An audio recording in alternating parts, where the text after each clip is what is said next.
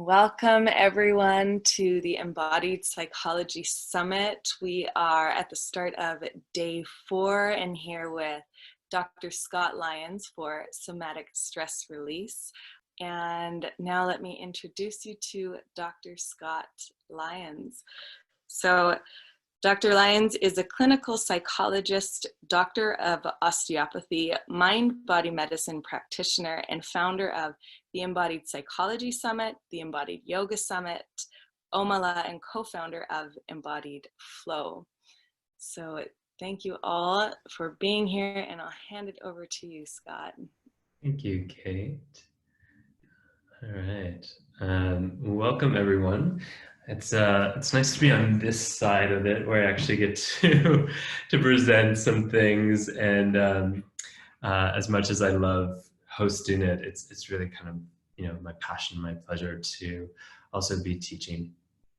And so I also, before I begin, I just want to thank so many of my mentors and my teachers who have been on this summit actually, and the work that I do, the work that I teach, called Somatic Stress Release, is really inspired by so many of their offerings, and in my sort of alchemy type of way of combining and exploring how the intersection of so many of their amazing teachings have been for me.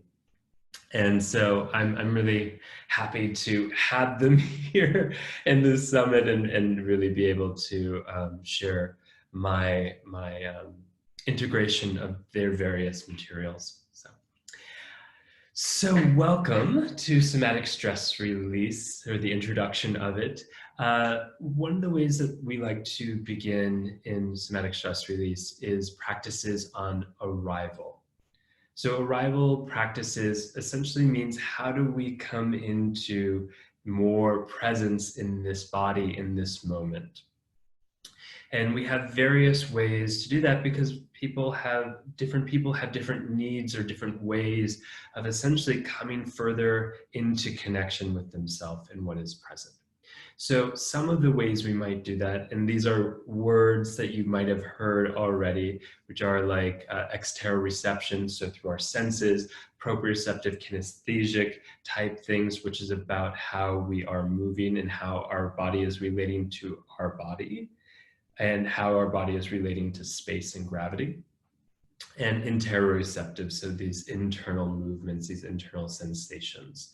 So those are different ways, as we'll do, of arriving essentially more into ourself, into this present moment. Sound good? Great. So just so you know, I decided to make this session much more experiential and much less theoretical. So if you're hoping to get the deep neuropsychophysiology of stress, that's for another time. This is more about coming into contact and relationship with what is here in relation to that. Okay, so our first practice of arrival is more through the exteroreception, the senses. And so I'm going to have you kind of check out your space. So you're going to notice some of the colors, some of the shapes in your space.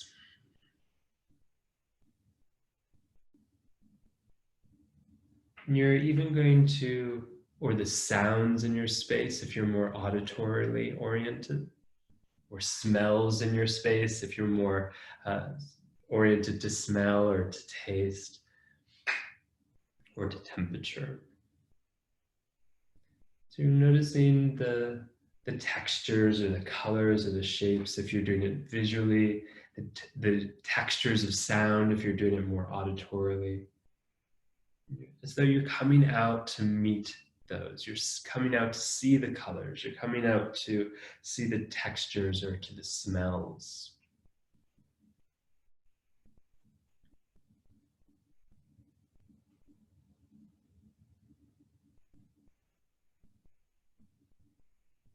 Good. And then we'll shift it where we're staying in the same place, but we're receiving the colors to us, as though we welcome those colors, those shapes, into us. We're receiving the sound. We're receiving the smell.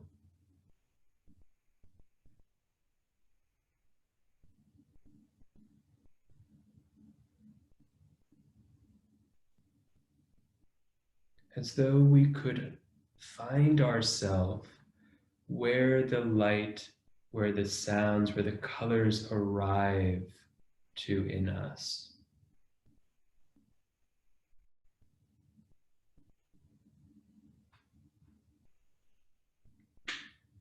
As though we can find ourselves by where the smell, where the color lands on our body or in our body.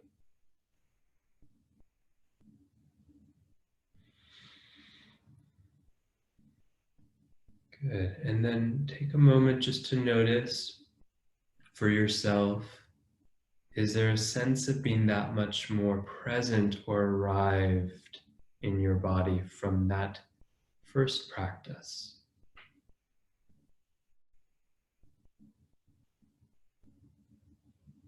Good.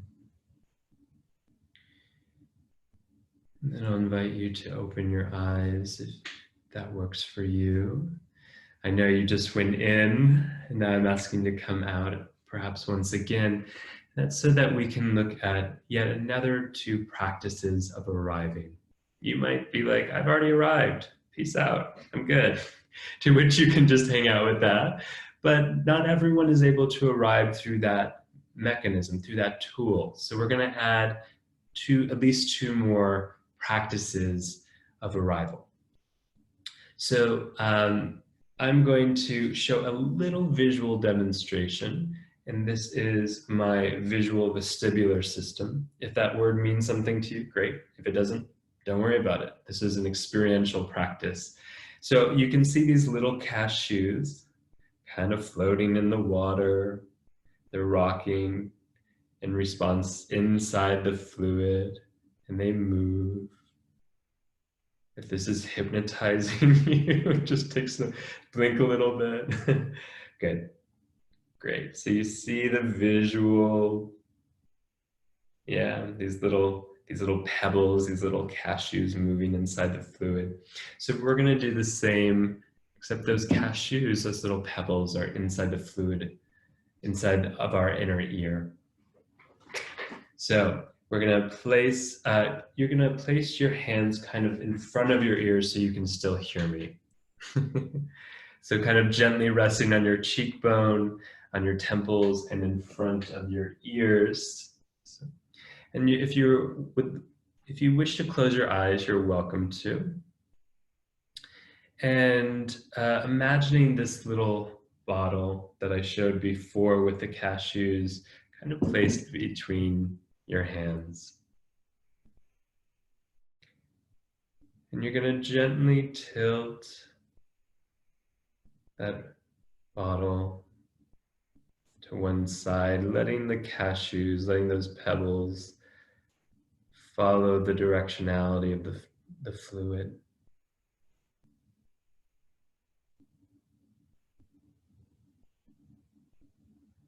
And then slowly and gently rocking that bottle, the fluids to the other side. Just allowing those cashews, those little pebbles to be free, to be able to move inside the fluid container.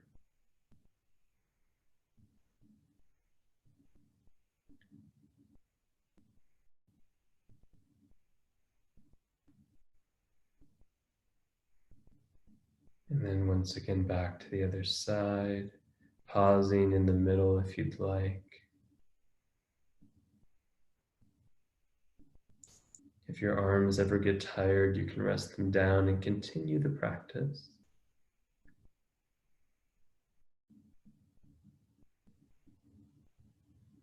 Then one last time to the other side.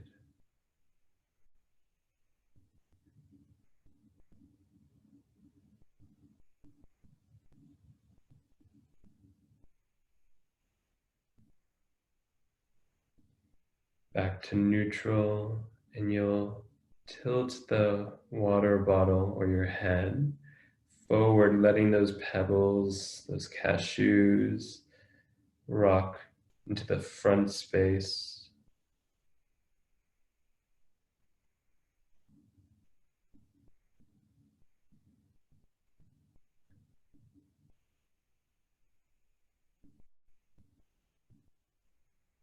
So those pebbles have both weight and mobility in the fluid, rocking back. Again, you can always rest your arms down if ever you need. We're going to repeat a little bit more of the rocking, either side to side or front and back. Just inviting the rest of your body to respond to what's happening in your inner ears, in your head.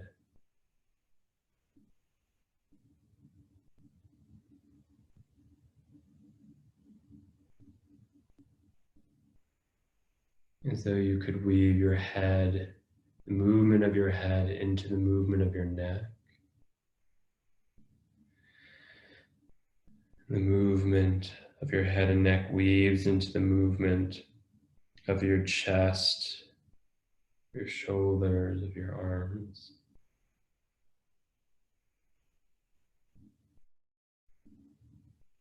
And the movement of your head and neck and chest weave into the movement of your abdomen, which weaves into the movement of your pelvis, even if there's just subtle movements. Good, which weaves into the movement of your legs and feet. So from the movement of your whole body weaving together,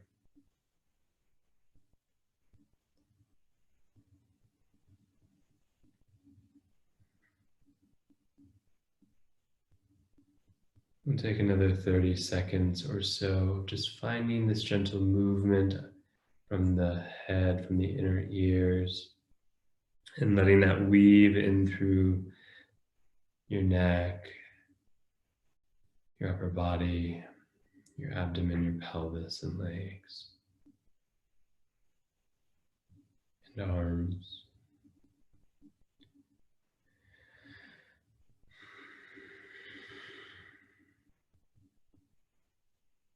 Good. And then finding a place to pause, noticing what you notice.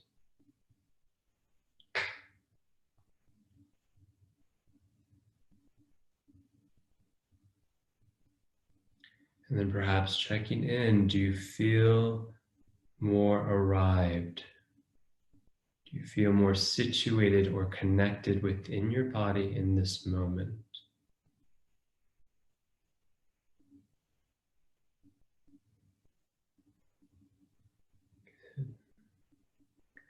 And then I'll invite you to start to attend back to your senses. So hearing the sounds of the room, gently opening your eyes to take in some of the light and sounds.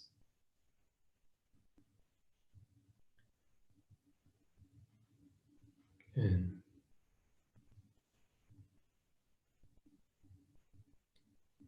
And perhaps I'll invite you to write into the chat box. I'll turn the chat back on, I got it.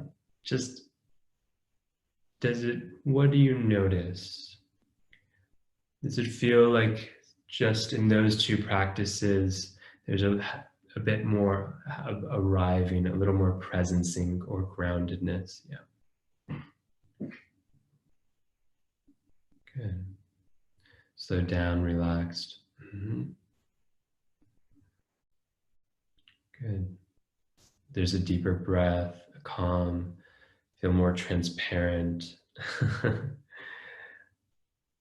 Less tension, more aware, more fluid. Great.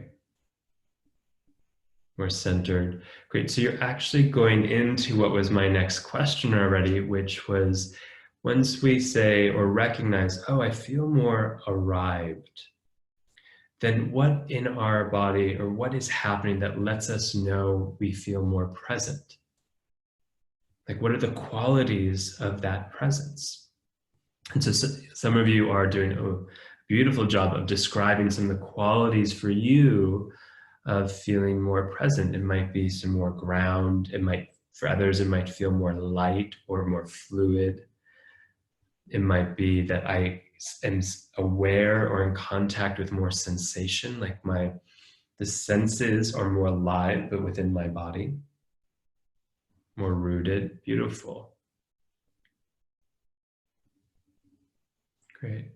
Yeah, I find that question really important when people share with me they feel more present or more arrived, is to get into a little bit of a deeper conversation of what's happening that lets me know I'm more arrived, more grounded, or more present.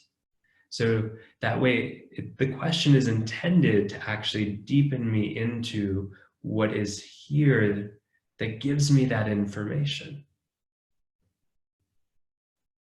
Great.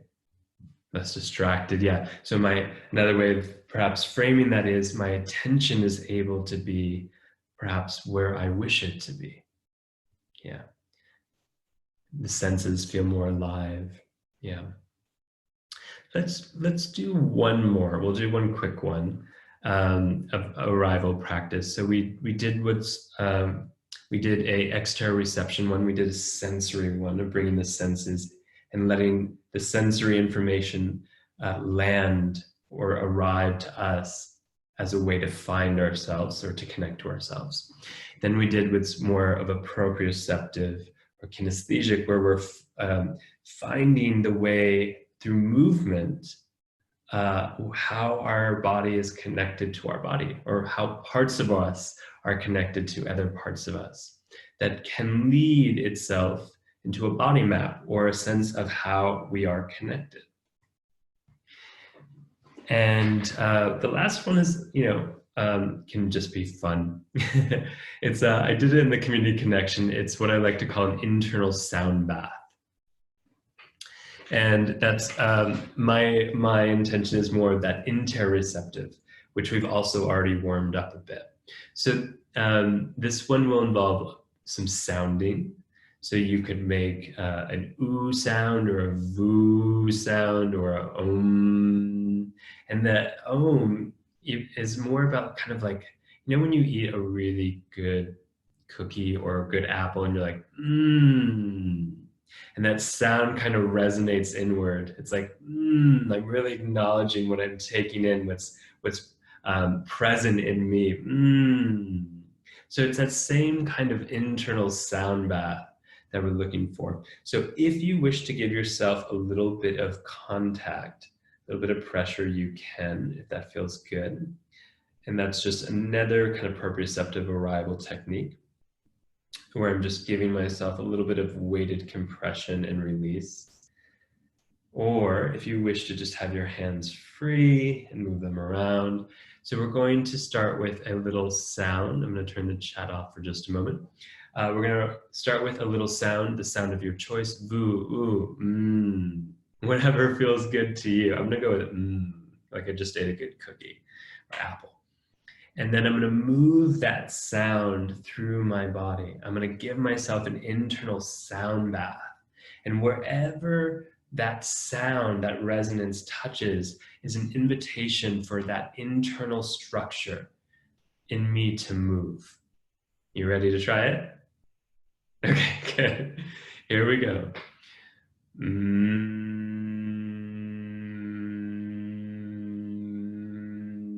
Letting that sound move through the entirety of your body, from head to toe, from fingers to toes.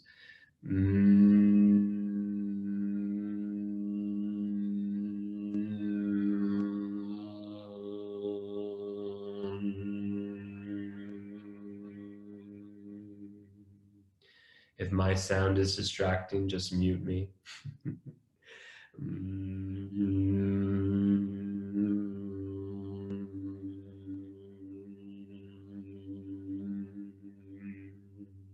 30 more seconds.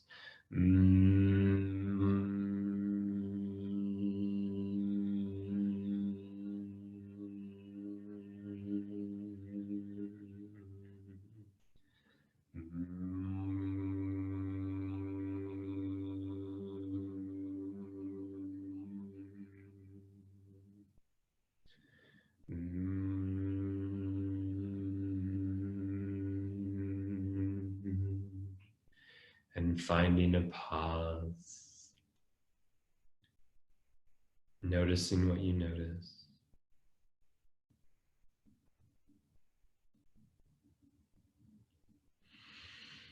Noticing what feels more enlivened or awake. And recognize that which feels more enlivened or awake is you.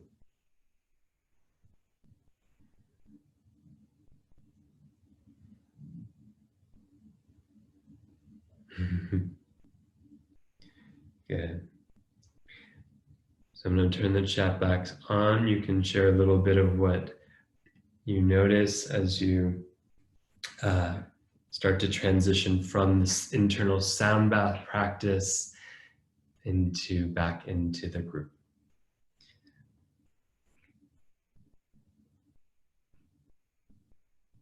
Great. So I'm going to have you hold your questions to the end.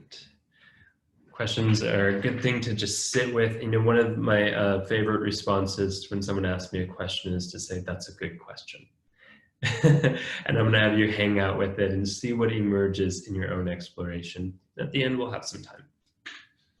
So there's tension dissolving, there's more a sense of vibration. Great.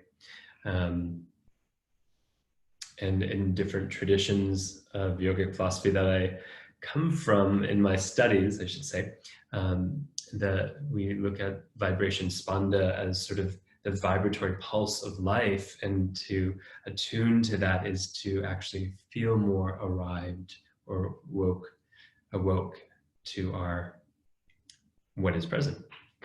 Great.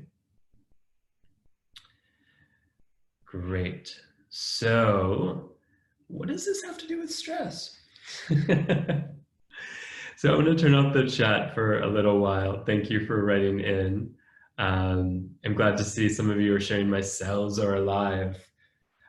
They are alive.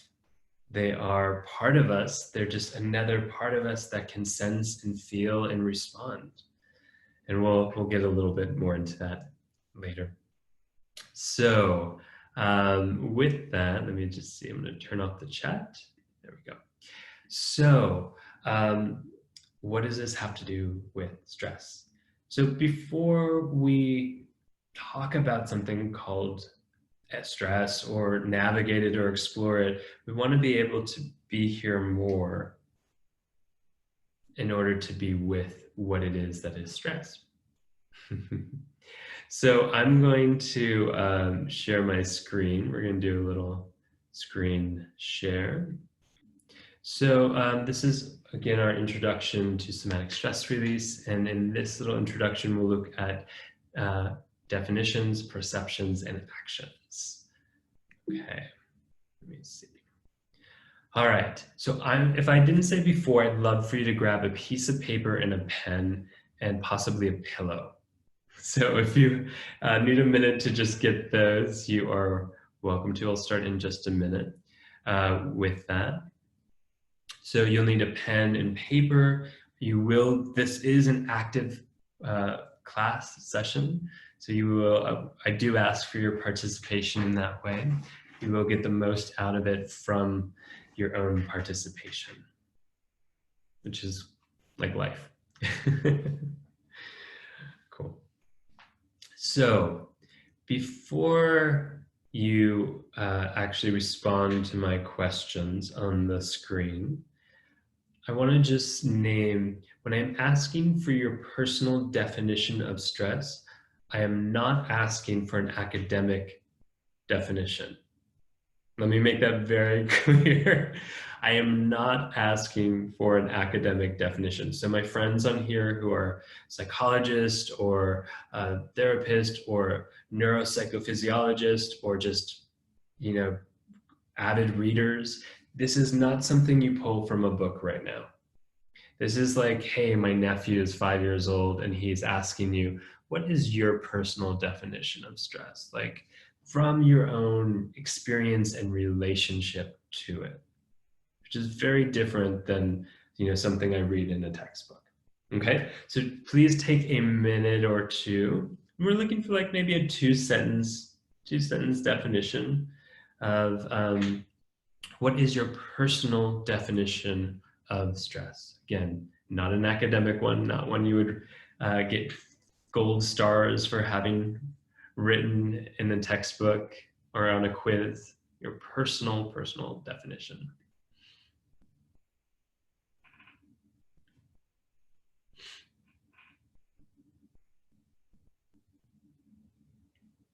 Okay. We'll take one more minute. And if you are done, I'd like you to write a few sentences on what is your relationship to stress.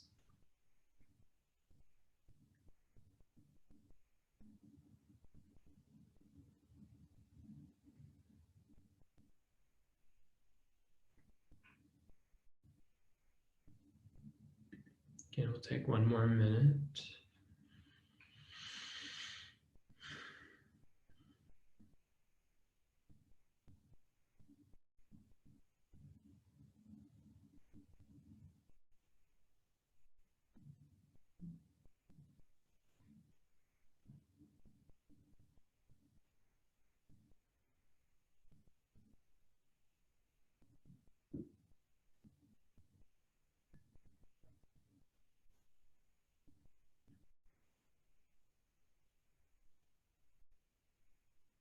Okay, can I get a thumbs up if you are ready to rock?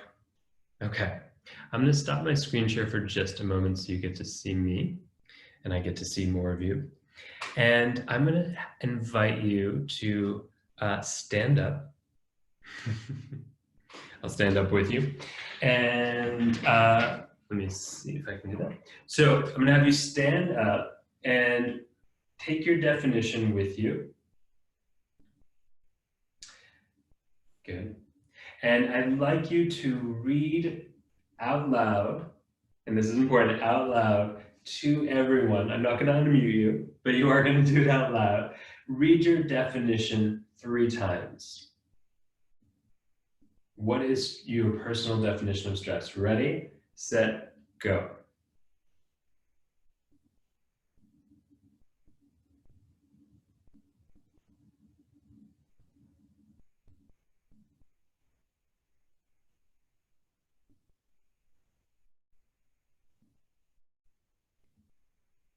Good. And if you haven't done it already, as though you can see someone through the screen, I want you to read them your definition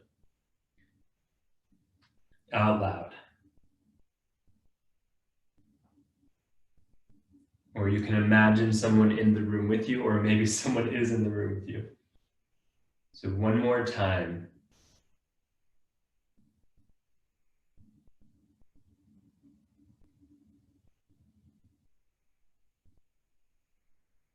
Good. And then when you're done, you'll put your notes down so I can see you. Great. And then keep standing if you would. Pause and notice what you notice after reading your definition.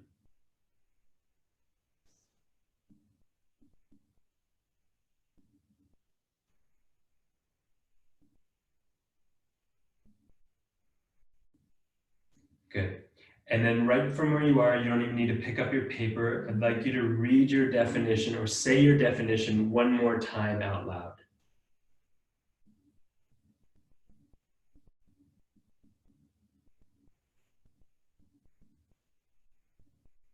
Good. Great. Now I'd like you to find some wall space, if you have it available to you, and grab your pillow. And I'm going to talk you through a little bit of a practice. It's a short practice. Good. So find some wall space, bend your knees if that feels comfortable or possible for you. Good. You're going to hug your pillow in to your ventral side, to your front. Good. Take a few breaths. Let your breath even migrate to where your body is making contact with the back wall. You can do this on the ground if you don't have a wall, but I do recommend a wall. Let your breath even migrate into the point of contact between your feet and the floor. So you're letting your breath help identify where the supported surfaces are behind you, underneath you, and if you have a pillow, a little bit of supported surface in front of you. Good.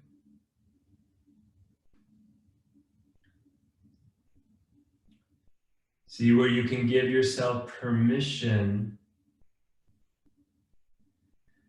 to allow the weight of your body to release into the supportive surfaces.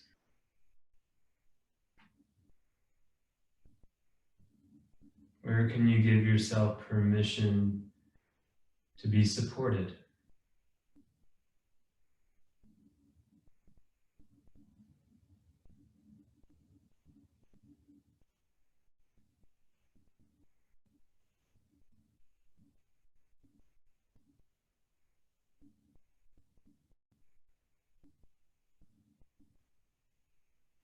And where can you give permission to the wall, to the floor, to receive you?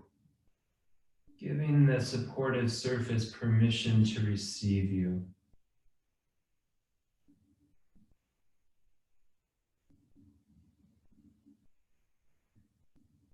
Good. You can stay still, or if you want to add a gentle rocking from side to side, where your right shoulder comes off a little bit and more contact goes on your left side into the wall, and then shifting to rock the other way, where more contact goes into the right side of your body.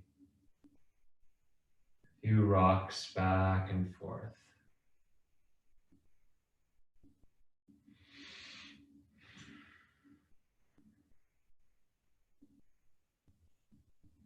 Letting that fluid that we found earlier that's with the cashews, kind of returning to that. Letting the fluid of your body, fluid of your head and ears, just gently pour into the rocking if you're rocking. Good. We'll stay with this for another 30 seconds.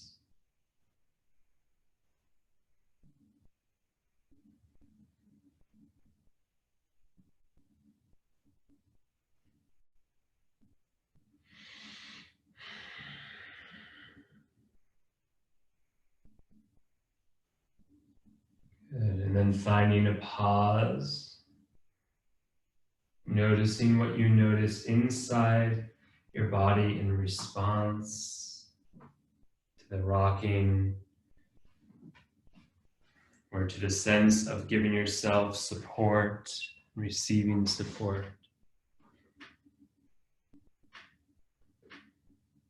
And then when you're ready, you'll make your way back to your chair, back to the screen, and take 30 seconds or so just to write some words down for yourself of how do you feel in this moment.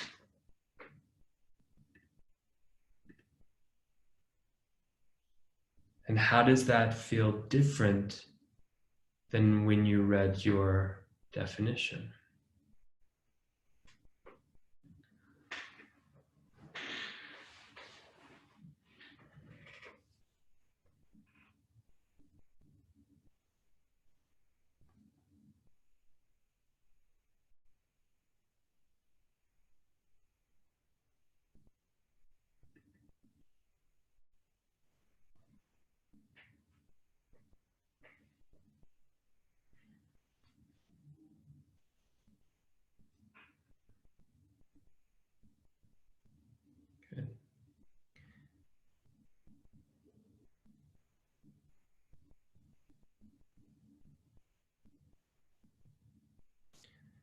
Good.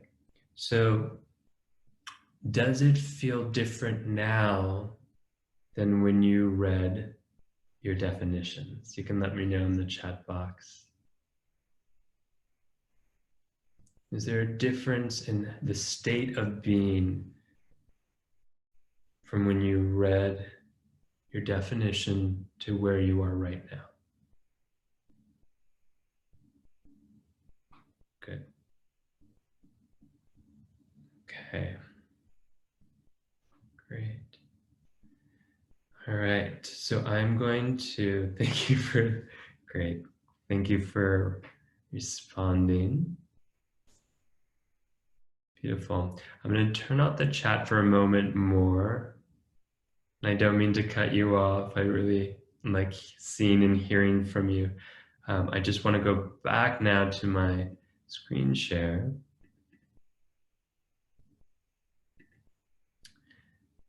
So for you to notice what was the response in your body from your definition.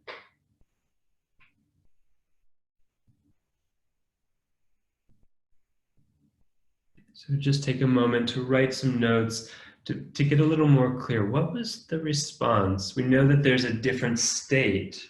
We transition states by using the wall practice, and that can help illuminate a bit more. Oh, I didn't even know I was having some type of response to sharing my definition, but because I'm now in a different state, I might recognize that more. So in that way, there's a little theory. Differential states help us identify where we might have been before. Like, have you ever been like you went for a jog or something and you're like, oh shit, I really needed that. I didn't even know I needed that, but yeah, I really needed that. And we didn't know until we were in a different state where we might have been before. Okay. So part of the reason why I start with this question of what is your personal definition is because, you know, when I first started working as a practitioner specializing in stress some years ago, I just made the assumption that I knew what it was, and that I made the assumption that the person I was working with should go with my definition. And it took me about a year to figure out that didn't work. that I wasn't actually meeting the person where they were. I was more essentially just projecting my own education onto them or my own concepts onto them. And for me to actually work with someone in relationship to stress, I have to know what their relationship is. I can't assume anything until we have that conversation. And, you know, it's actually, you know, I do this as part of my trainings is we start with this because very, very rarely are we ever actually given the opportunity or space to share what our definitions are, to share what our personal definitions are, not something we just regurgitate on an exam. And one of the reasons why that's so significant is because of the power of language and what that allows us to understand. So our language orientation, which is in this sense our definition, illuminates essentially our perceptual process. So it illuminates the way, the filter or the lens in which we are seeing something. Yeah, take a moment to take that in. So it illuminates the way in which we are perceiving something. And I'll give you a very specific example of that in a moment. So the way we're seeing the world, the way we're seeing something in particular, how we're interpreting it. Yeah. So our language gives us clues into how we are perceiving something, the filter to which we are receiving and interpreting it. Can I get a thumbs up if that's clear so far? Okay, super. Now, our perceptions create our constructed reality. I'll define what that means. What? So the way we are seeing something, the way we are interpreting it, actually creates the way we experience it.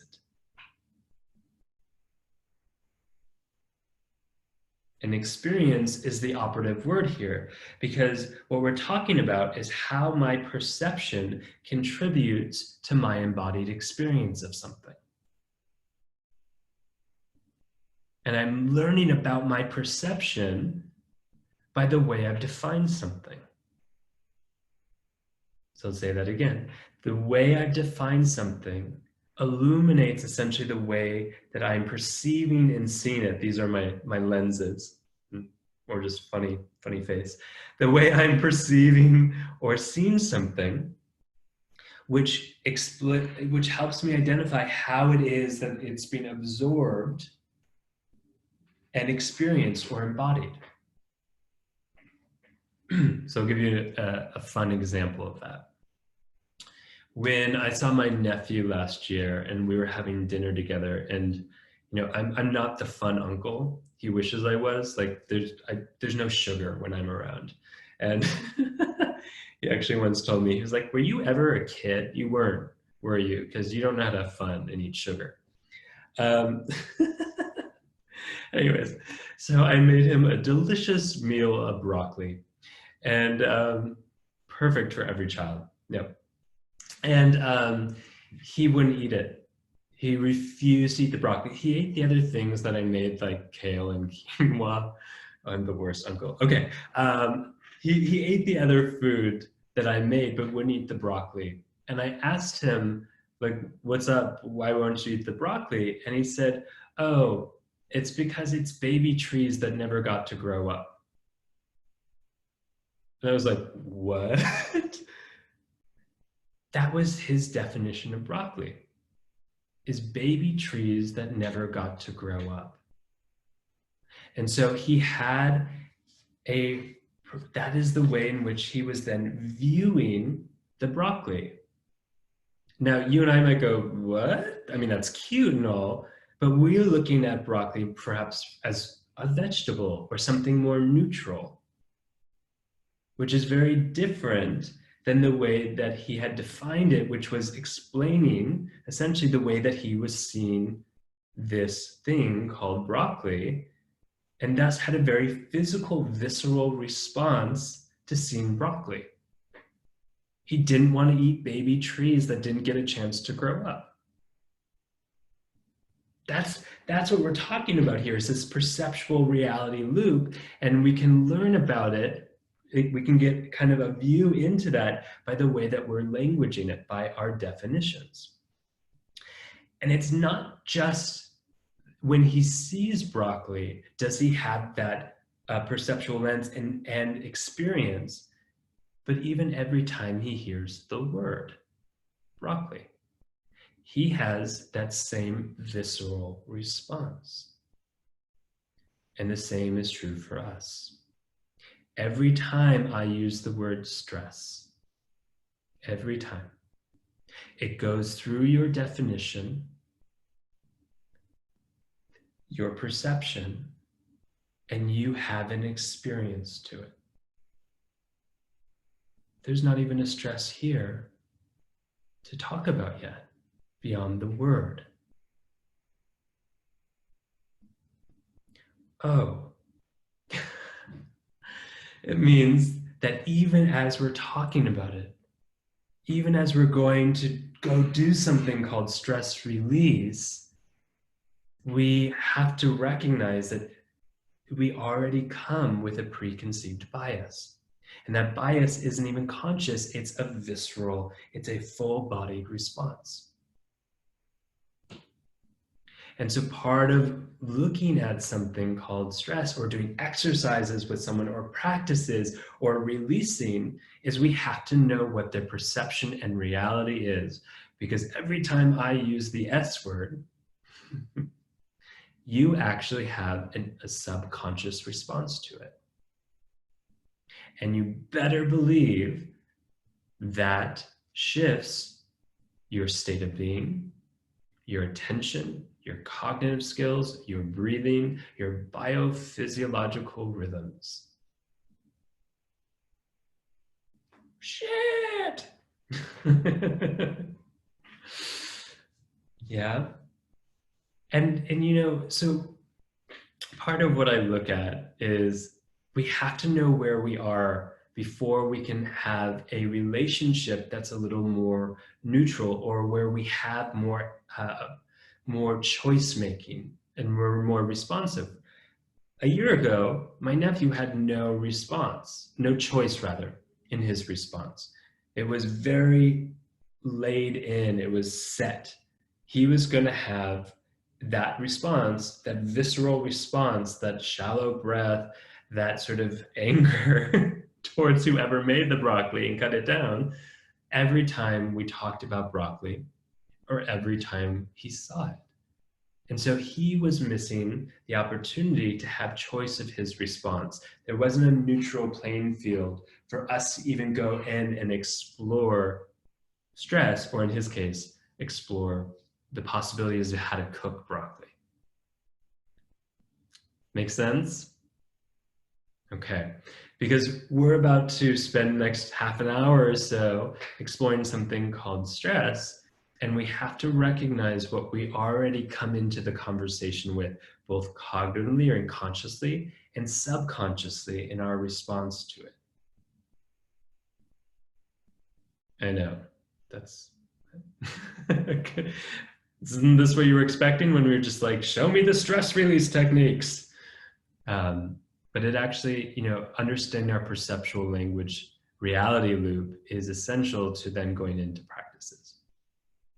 Okay, so I'm going to have you write down on your piece of paper 8 stresses.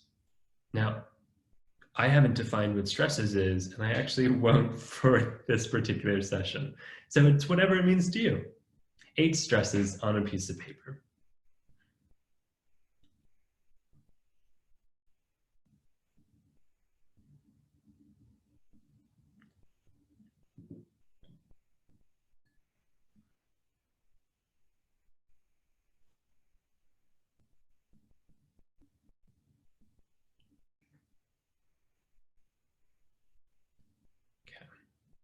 And I can see some of you, so I will just ask that you, maybe Kate, you can give me a thumbs up when people give you a thumbs up that they're done. It will take at least another minute. If you don't have any, you can borrow some of mine.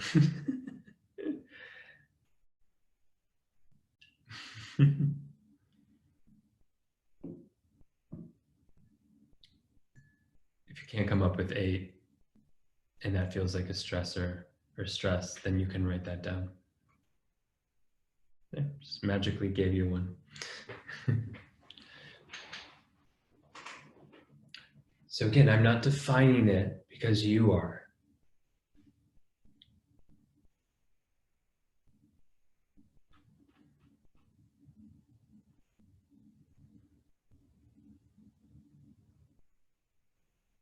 Okay, I saw some thumbs up already. Can you give me a thumbs up, or can you give Kate, if you need one more minute, can you hold up a finger? And if you're done, can you give a thumbs up? Okay, can you just let me know what the majority? I think one more minute and One then more, we get one more minute, and then we'll get some more thumbs up. Okay, take one more minute.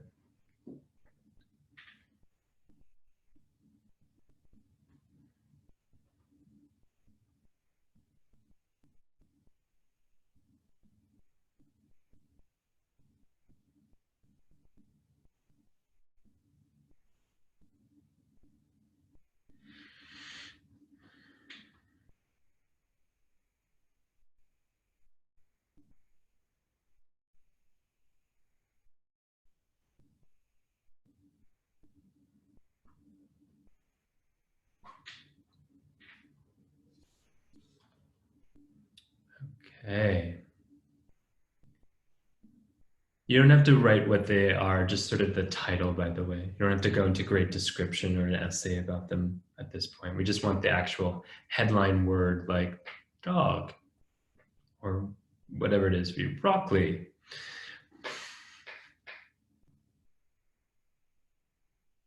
Okay, can you give me a thumbs up if you're ready to continue? All right, I'm seeing more thumbs up. Great. So on perhaps another piece of paper, so you might flip it or just have kind of a clear piece of paper.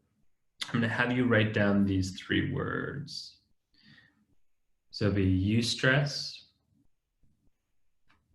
and it has its own sort of column. Tolerable,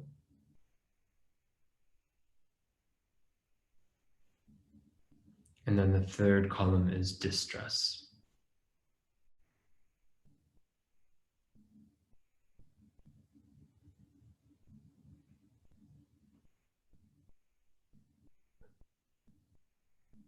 Cool. And I will define those. So you're just writing them down first.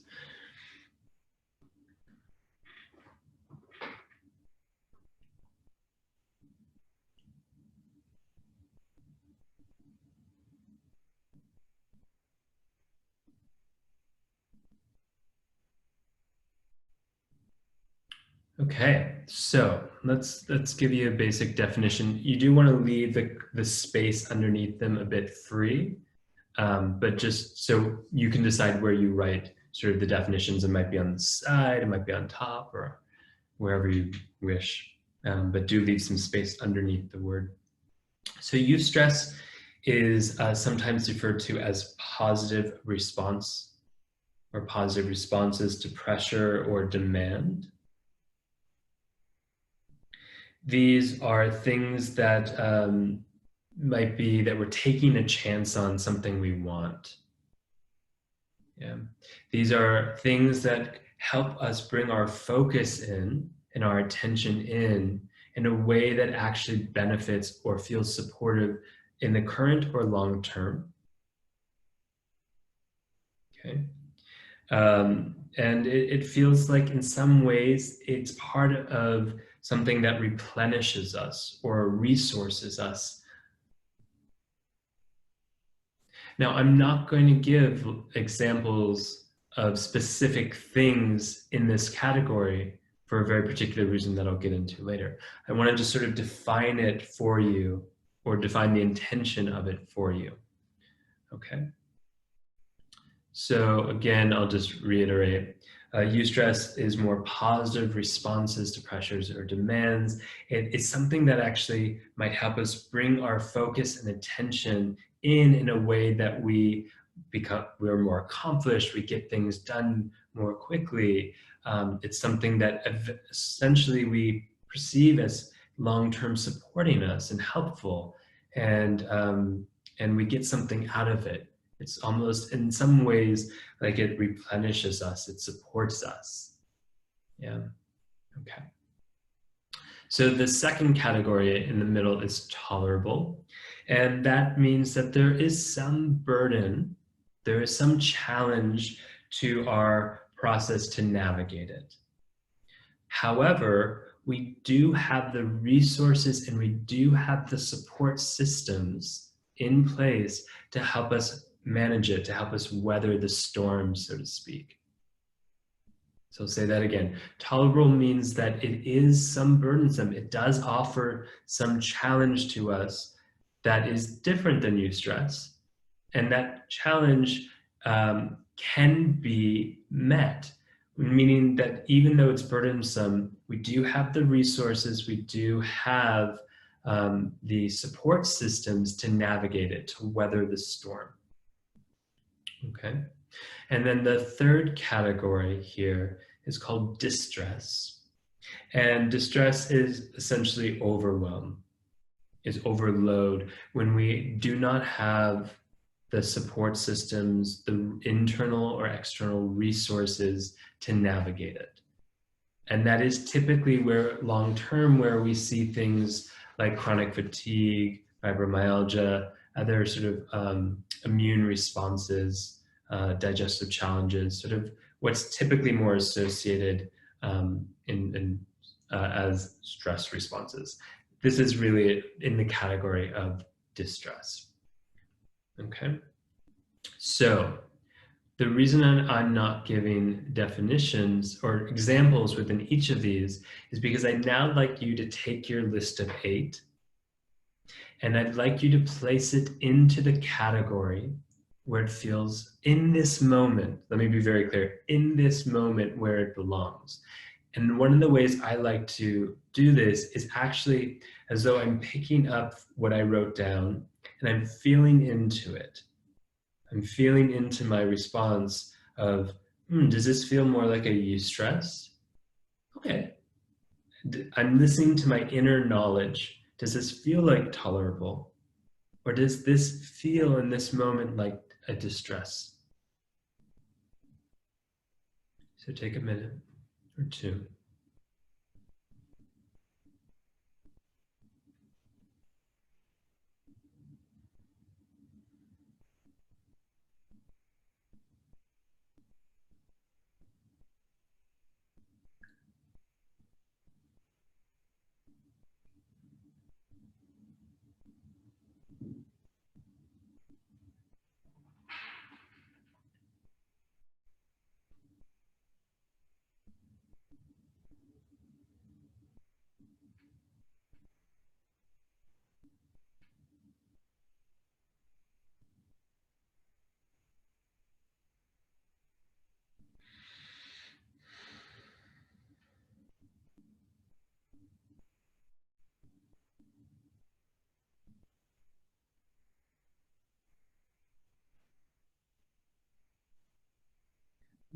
Can you hold up a finger just to let me know if you need one more minute or so? And Kate will check. Or a thumbs up when you feel like you are complete in this process. I see some thumbs up. Kate, can you let me know? I see thumbs. You see thumbs. I see thumbs too. Imagine that our constructed reality is the same. Okay. So take a moment to look at the global or to zoom out and just see what you've now placed into specific categories of response. And notice how that is for you, how you relate to it now that you've been able to place it in respect of where you are in relationship to it in this moment.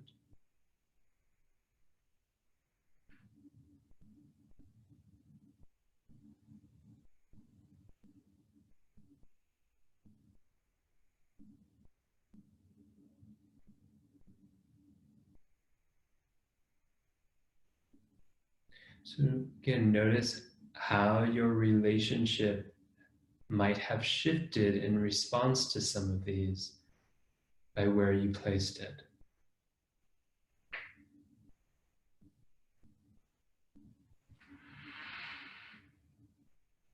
Good. And Kate, if you can unlock the chat, I'd love to just hear a few responses in response to that.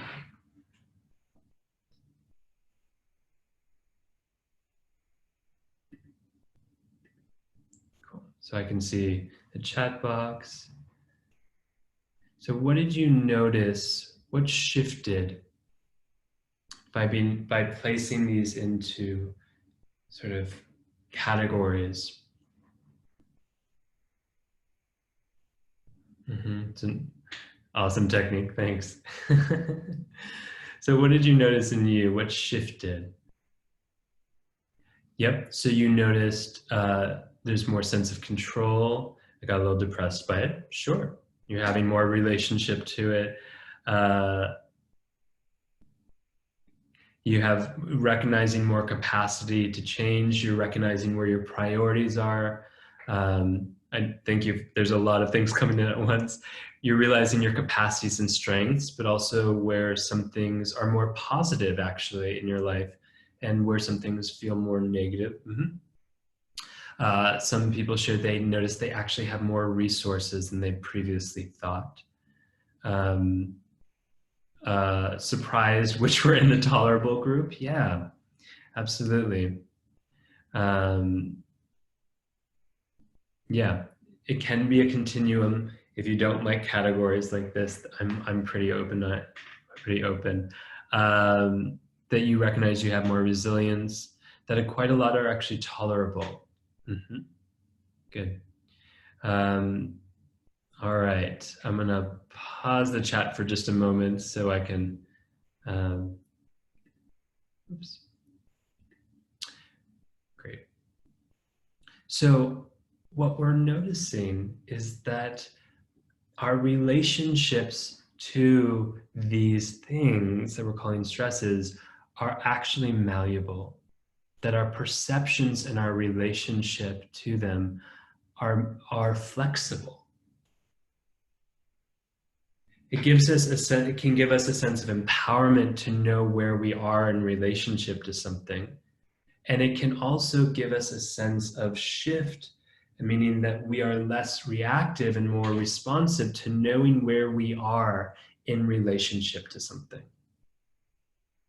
Meaning our perception of it changes. It's a very big difference to go from this sort of massive concept of all of this is stress in my life to starting to identify, oh, these are the things that actually fuel me. And I feel that. And these are the things I can actually be with. And I have the resources and the support systems to do that. And these are the things where I might need to ask for more resource, to navigate more support, or to get some help in that regard. So this is actually a perceptual somatic shift, because again, the way that we are perceiving it actually has a profound effect on how we experience it.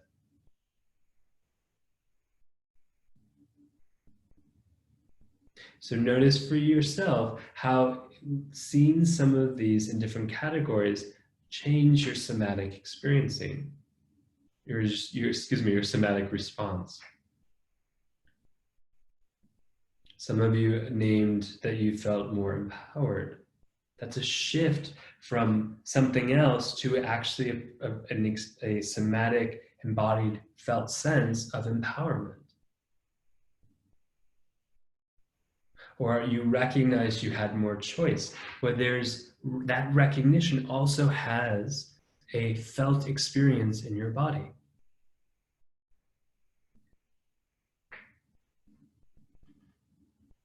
Cool. You ready to go on a little bit more? I realize on the schedule it says I'm just teaching from 8 to 9, but it's actually 8 to 9:30. So we're gonna keep going. So let's talk about the components of stress. This is another perceptual practice that I really find helpful. Stress is this big category that actually is composed of two elements. It has a stressor, sort of the source of stimuli, and we have a stress response. And they are not the same. They're not. One is a stimulus and one is our response. Now we can have a response to our response, but let's not get too sophisticated at this moment. Let's keep it kind of simple. So stress is actually just a general term. It's a big general term that holds within it a stress response and the recognition of the stimulus which we are responding to. And sometimes we get so focused on the stressor that we neglect what's happening within us. When our tension becomes so vigilant on this, or sometimes it's even on this if it's something internal, that we aren't able to go And how are we responding? What is present within us? Which is why we start with arrival practices. What allows us to make contact and be in relationship with what's actually happening, not just what is the stimuli. We can get wrapped in a merry-go-round of stimuli or stressors and never find ourselves.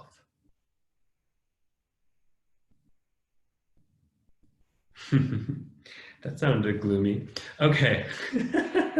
So we can navigate our relationship and our exposure to stressors. We can. And a lot of work in the realm of stress reduction kind of focuses on that. It's all good. That is helpful techniques. It's just not the whole picture, because we can also befriend and empower our response.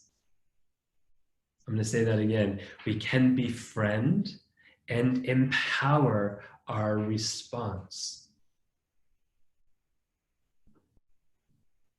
I'm going to name those two again. We can be able to navigate our relationship and our exposure to stressors. And, so it's not a but or an or, it's an and, we can befriend and empower our response within ourselves.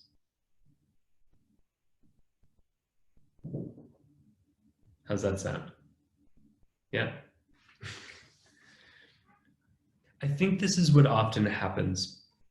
And this is, so if you couldn't tell, I'm incredibly enthusiastic about stress. I absolutely love the subject matter, writing a book on it. It's just like, it's my joy.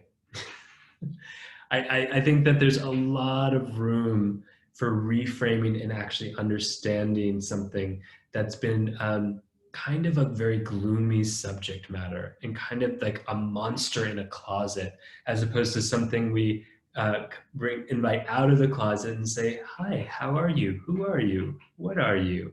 What's my relationship to you? How might you actually empower me in the world? And that's my interest. And that's why I created something called Somatic Stress Release, because I wanted to shift it from a conversation on just overwhelm and the sort of dismal reactions or responses of stress into actually its intentionality, biological intentionality, which is to empower us. And that understanding will take some time, which we can't get too fully today. So I just want to say, that unpacking has its time and place, but it won't be right here, right now. So we understand there's a stress response, which we can befriend and empower, which can befriend and empower us.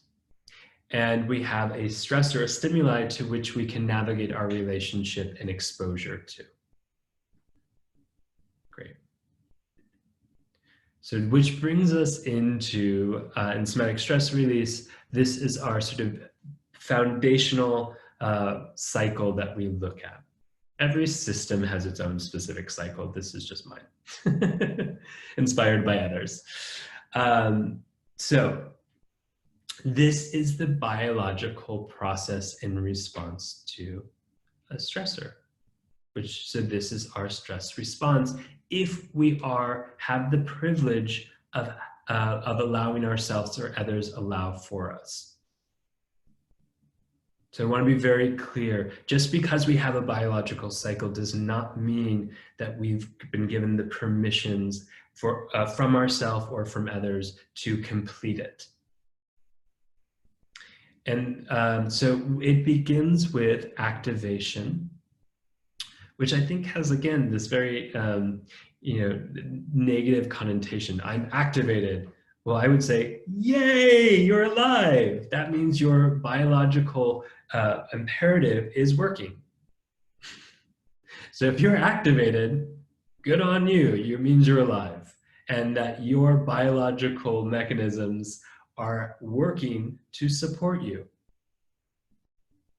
It's because, this is a big, if you couldn't tell, I'm really interested in frameworks of language.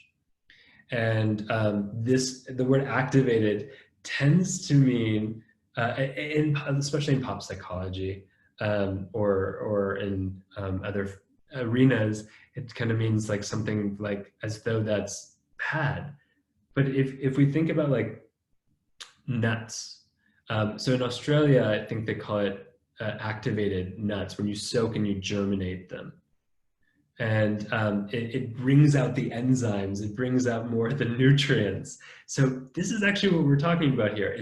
It's more that sense of like activation. It's bringing something up and out of me that's already here to support me. Okay. So activation is a biological process that gets me ready to respond. That's it. You might have a bunch of physiological responses in the way. Your breath might change, your temperature will change, your pupil dilation will change. You'll have some changes because you're getting ready to respond. That's what activation is. Whee! Okay. Then that arousal energy. So it's like, guess what? You just plugged in your electric car and you fueled it up. It's fueled up, it's ready to go. And then what do you want to do with it? You probably want to take a drive, else it wouldn't have gotten fueled up, right? So the mobilization is the output of that energy. It's the actualization of that energy into action. Yeah. I am mobilizing the readiness of response into response.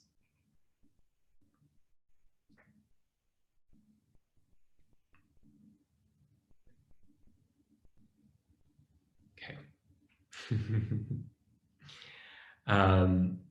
Then there is kind of a cool down time where I've mobilized this energy, and there's a time of deactivation where I'm coming down. It's like if you imagine a wave building and the mobilization is the crest of the wave, it doesn't just go all of a sudden I'm back into the full ocean. There's a come down time.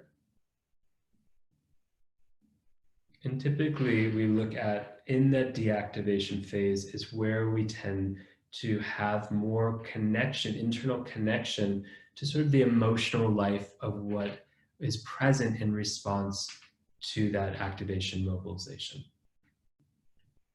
So all of a sudden the deactivation is where there's a bit more space to not just, so in these first two phases, it's a bit more primal. It's primal energy mobilizing.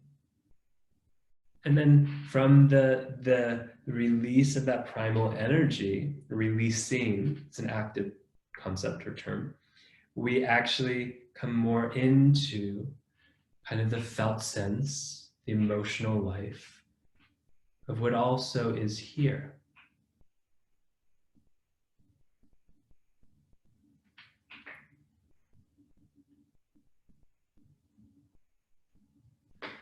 Okay. And then we go from deactivation into restoration. This is the restoring of our resources, the replenishing. You know, often, because I teach restorative yoga and other restorative forms, I don't typically start here anymore. And the reason for that being is what I've seen over the last years of teaching is that restoration is actually one of the hardest phases or elements of this cycle. And it's not because it's hard in itself, it's because we never have gotten the opportunity to complete the previous ones that allow us to move into restoration. There's obstructions, or what we call blocks, or obstructions rather, to allow ourselves to even be activated. When we have a negative bias towards activation, we will usually put the brakes on. You know, I remember I was working with someone years ago, and there was a collapse for them, which is why they came to see me. And they felt overwhelming collapse. And part of what we noticed is that the moment there was the permission, or there was an activation, the brakes came on. And we started to notice that. And I said, what is it for you that feels like the brakes need to come on? And she had shared with me, oh, it's because I'm a yoga teacher and it's not okay. And to which my response was, what I hear you saying in some ways is you're not allowed to have your full human experience because you're a yoga teacher. To which was a reframe, to which she said, oh, well, okay, let's give it a go. And we, built up the self-permission, which came from a projection of cultural permission, around getting to feel the rise of energy in response to a stimulus.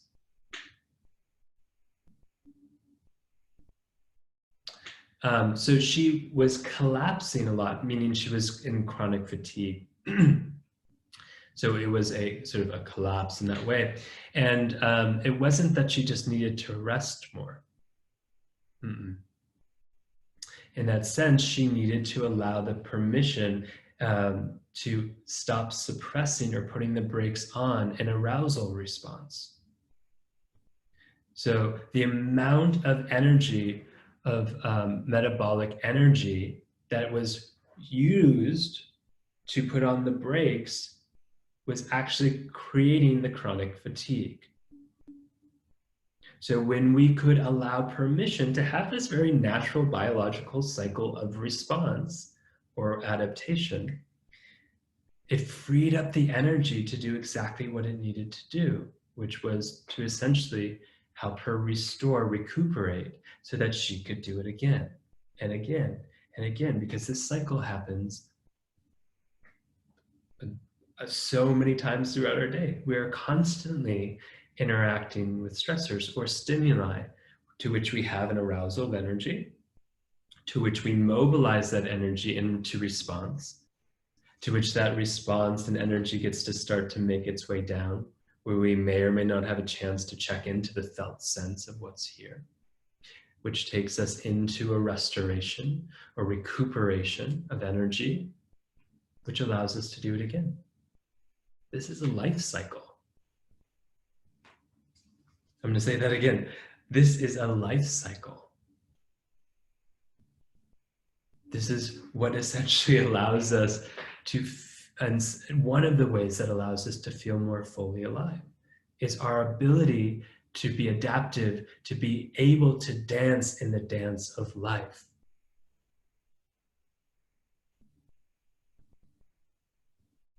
And that feels really important, at least for me, which is why I'm interested in this, is I want to be able to be an active participant in the dance of life, which means I'm allowing these biological rhythms, these biological cycles to have their permission. And that doesn't mean, and so in somatic stress release, we go much further into the details of like what obstructs us from having that and managing and dealing with those breaks. But essentially having the understanding of this is what we want. We want to be able to be responsive and adaptive. And this is the cycle that allows us to be in this dance, or even in what we might call flow.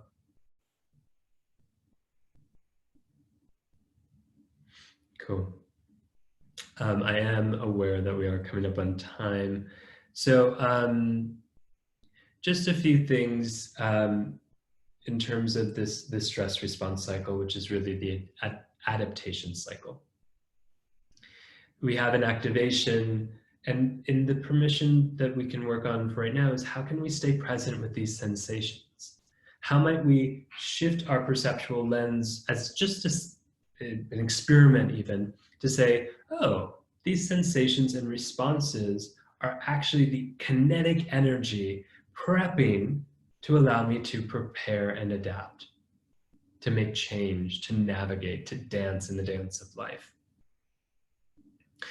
And then we have these mobilizations, and We're not going to go through the mobilization techniques today, or right now rather, but these might be micro movements. They might be focused movements, or they might be really big macro movements. So we do all three variations. Macro movements are extremely they have sort of a cathartic energy to them. It's not catharsis work, but it has a cathartic energy of just permission to move. So let's just all do that real quick. Kind of just, you have this ultimate permission to move energy through you and through space.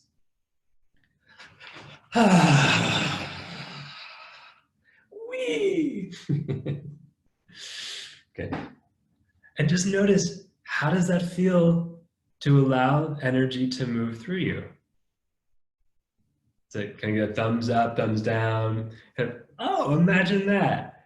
It feels good for the most part. And if it doesn't, that's a whole nother piece that we work on. But usually it feels good to allow energy to move through us. And that's what this cycle is saying, oh, we're looking at what support and resources we might need in order to allow energy to move through us, which is a mobilization. And then deactivation is, sometimes we just need to build the tolerance for that release of kinetic energy, building the tolerance for allowing ourselves to not be in an activated state. Stephen Porges talked a little bit about that the other day, of essentially building the tolerance for what we call finding quietude or restoration. So, when restoration isn't familiar and it doesn't feel, and we're more vigilant sort of as our baseline, then coming down into a relaxation reflex typically feels dangerous or unsettling or uncomfortable. So we're building that tolerance for coming down, which might also bring us into the emotional realm. And then restoration, which is its own training in a way. But restoration work is really this process of learning to allow, just like we're learning to allow the wall to support us, really giving that permission. There's a state that's often confused in restoration. And when I teach restorative work, that we assume it's like a collapse. Like if I get home from a long day of work and I just turn on the TV and collapse on my couch, it's not actually restorative. It's more just of a collapse. Hey, I enjoy it, so there's no shame around that. I love a good Netflix and cuddle time with my puppy, but the puppy part might be restorative, but just the collapse where I lose a sense of even integrity of me or of my energy or how I'm feeling, then it's more of a collapse. So restoration has its own process of being able to stay in with the restoring connection and feeling. Okay, that brings us to the end of this. So I know that's a lot of information in an hour and a half, but what I really want to get across here is that that we have this biological mechanism inside of us, and it's pretty fucking awesome. And it is intended to allow us to be adaptive and responsive. And learning these phases or these elements in the cycle and allowing ourselves to go through it helps us be in this dance of life, feeling more energized, feeling more alive, more awake. So, yay, we did it. Just before we go, Scott, will you close us out with a thought and inspiration? Sure. Yes. It's about broccoli, though. No, I'm just kidding. Yeah, I'm just going to end with what I actually said before, which is, one of my greatest intentions is that we stop living at the passenger side seat of our own life. And I actually think that the work around stress is one of the ways we get to regain our empowerment and dance in this life. And that's why I really love it. So, and I hope at some point you might find some love and some excitement, and if not, that's also cool. Thank you, everyone.